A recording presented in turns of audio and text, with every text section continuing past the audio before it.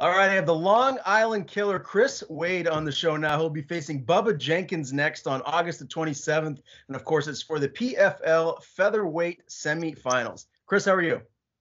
I'm doing great. How you doing, Ryan? I'm good, man. I'm excited to talk to you here because this PFL featherweight tournament has just been nothing short of spectacular so far. And the final four that you guys have right now are really, four studs. So we're going to dive into all that. But first, I just want to recap your last two fights. I want to start with that one on June 10th, the round two finish over Arman Aspanov. Did that fight pretty much play out how you thought it would? I think I'm trying to kill the killer name. Really?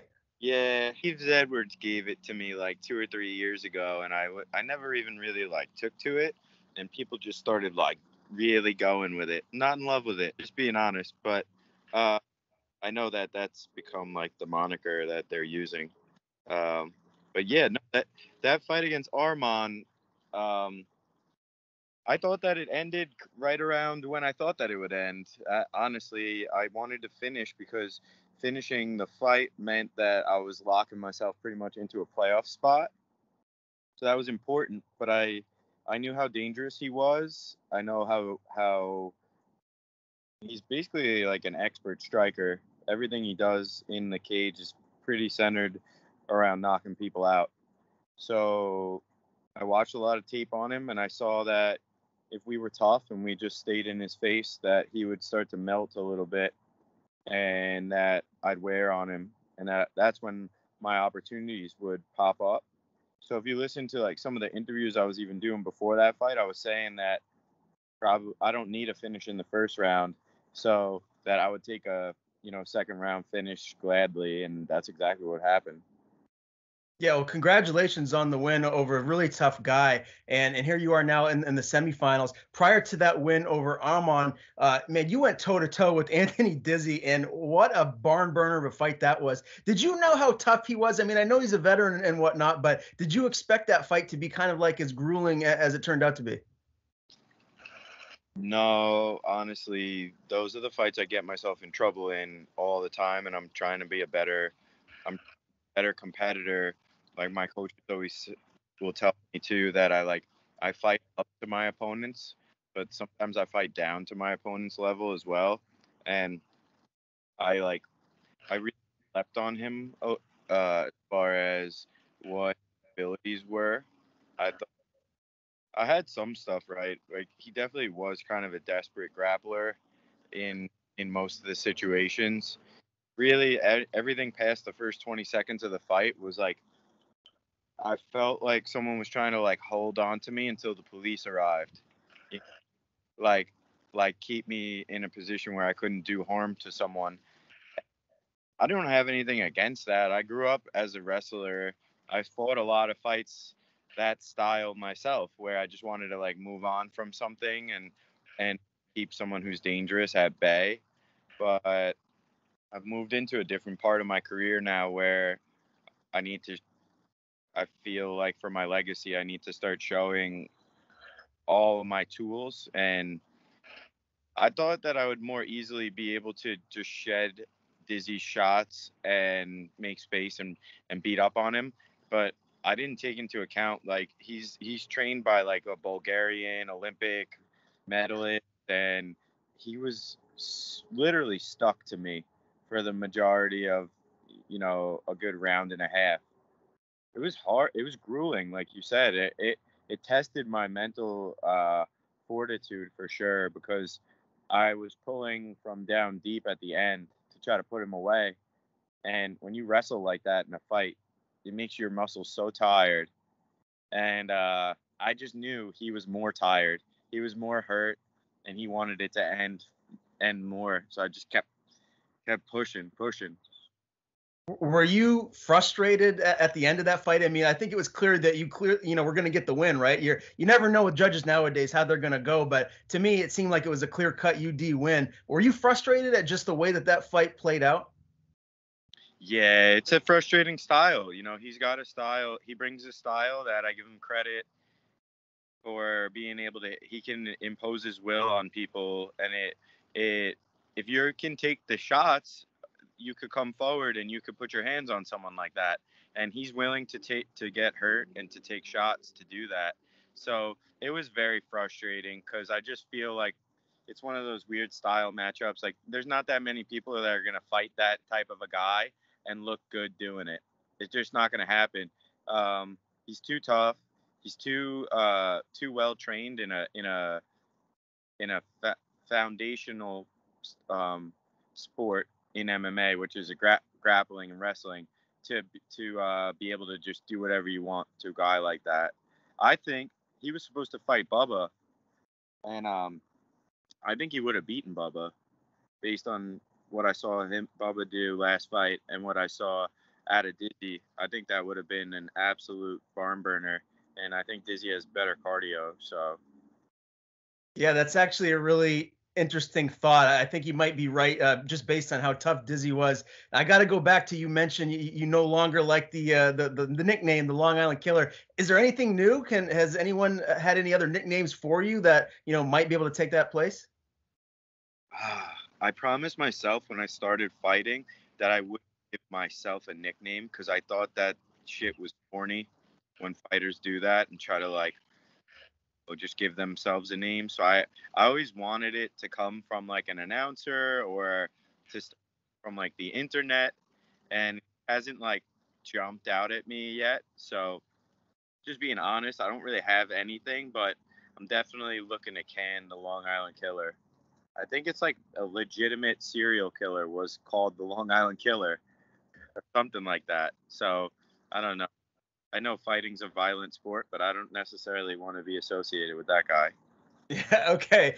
Fair enough. I can't blame you there, man. So we'll have to think of something new. I'll put my thinking cap on and maybe I'll come up with something. I did want to ask you too, just like what 2020 was like for you with the pandemic and whatnot, because it was a while before, these last two fights, you didn't fight for a minute, man. So how hard was that to not get in there and actively compete? I'm sure you were training, but I know it was hard for everyone to stay in the gym for quite a period of time.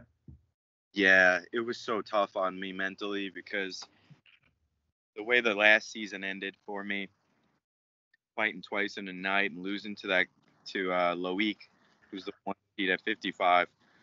Um, damn, it just like it was heartbreaking because I thought really that I thought that I had beaten Schultz the year before, so I was really confident that I was gonna beat Schultz in a rematch, and this is like the story of me slipping up in these tournaments is like I overlooked Loic.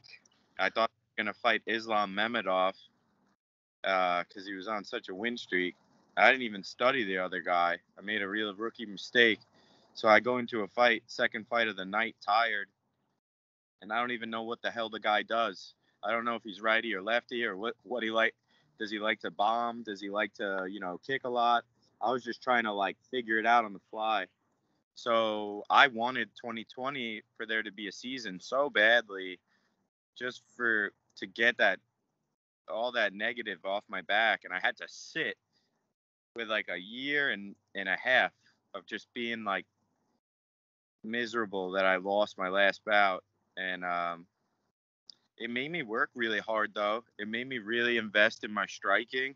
I started to do during COVID. I was doing like outdoor mitt sessions with like Keith Trimble, and I was getting work in and wherever I could, whenever I could. I promised myself that when fighting opened back up that I would be a new person mentally and physically. And obviously the new weight class I didn't know until a little closer, but it's I think God has a plan for me. I wasn't always a really spiritual person in my life, but there's some certain things happening that I can't really deny, and I feel it. I just feel like that work last year was for a reason. It was so that I could become a more complete fighter and be ready to win this championship. Oh man, you look fantastic at featherweight. These last two performances have just been great. I mean, as far as that transition down to 45 now, how hard is it for you to make that cut? Have you had to kind of tweak your diet to stay within a certain weight range? Yeah, it's I'm not gonna lie, it's tough.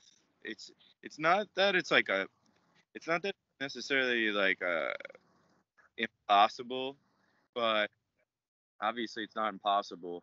But my body wants to be like 180, 185. It doesn't want to be 145. So I'm not gonna lie, it hurts a little bit for a moment when I'm down there, but I know that I'm a really big boy at 45. I know when I stand next to Bubba, I'm like, it's like I'm in 10th grade and he's in 7th grade. Like it looks like there's a size difference, and in fighting, I wasn't always the biggest believer in weight cutting because it's really not good for us. Like it's not good for us to like hit each other like that the day after being so dehydrated. I don't think that it's the best for your health overall. But man, I know that when I get in the cage with him, I'm gonna just look like I'm a different weight class, because I pretty much am. You know, I'm a I've been in there with plenty of 55ers. I've been in there with Makashev.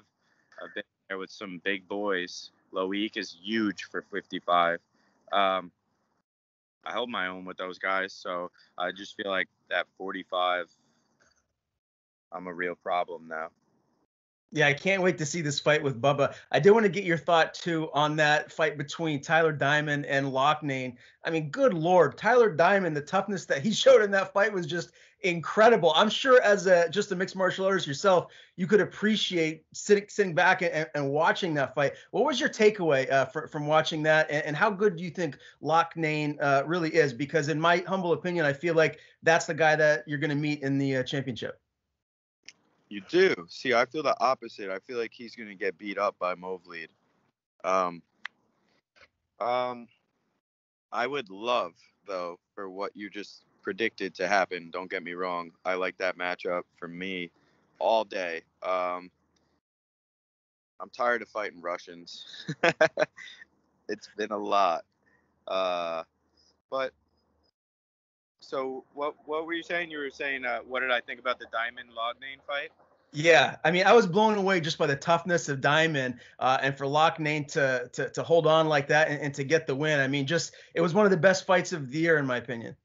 Yeah, I mean, I Tyler and I haven't had a ton. We talked a little bit in the bubble. He doesn't. I didn't say this to him, but man, I have a ton of respect for him. He was training there by himself. Like I almost wanted to be like, dude, do you want to work out? Like he was coming in and like just no one was there with him, and he was like just hitting the bag, getting ready to fight like the number one seeded guy, and somehow it got leaked out that his eye was hurt. I don't know how Lognane knew, but that's bullshit to me. That people's like medical stuff is getting like spread around, because he kept asking him like, I know about your eye. I don't know if you remember the press conferences, but he kept like making a mention of his face and his eye. And I believe he had like a hairline in his orbital after the first fight with Sung Bin. So I felt bad for him that like this tournament's crazy like that. You got to stay healthy. It's part of being a champion here, and it's why I think I have so much success. Is like durability is such a factor. And man, Tyler has like just the heart of a lion.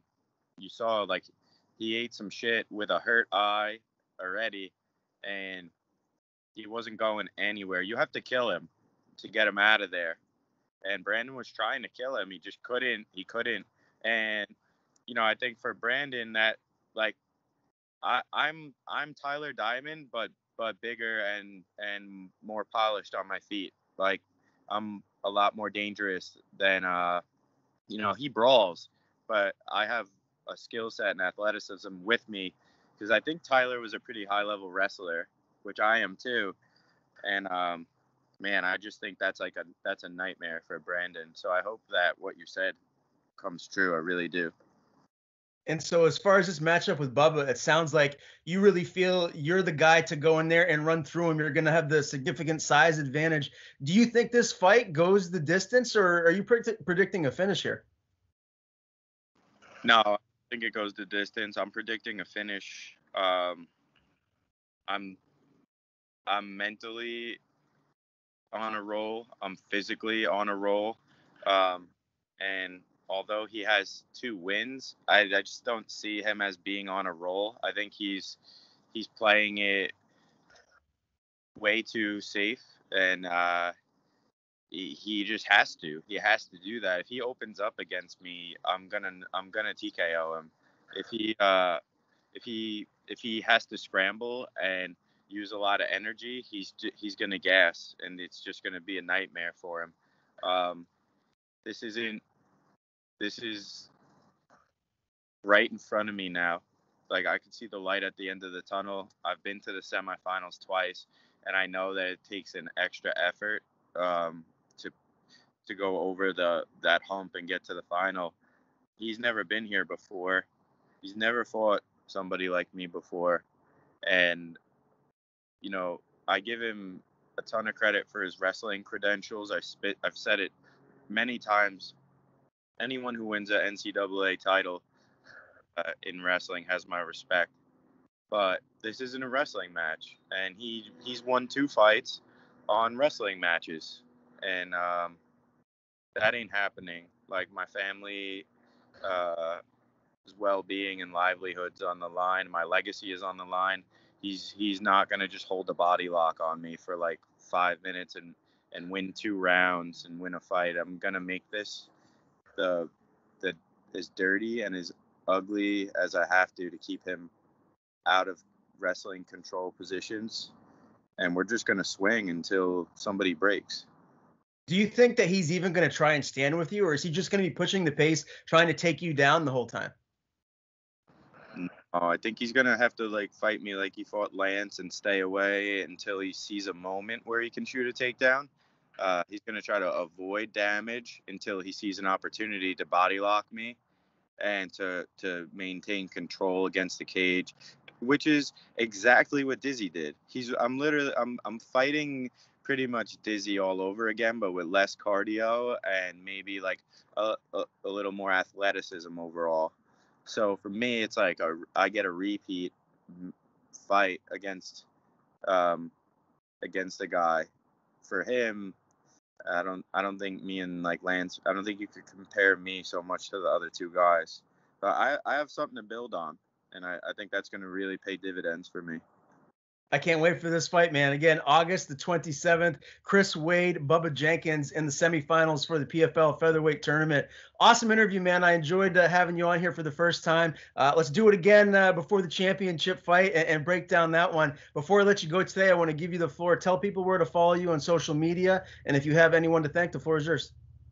Absolutely, yeah. If you could follow me on Instagram at Chris Wade MMA, on Twitter it's C Wade MMA, and just be on the lookout. I got some local companies. If you live in Long Island or in the New York area, Long Island Strong. We're based out of Sayville, New York, right here on the island, and we have a beer that we dropped this year called Loyal to the Soil.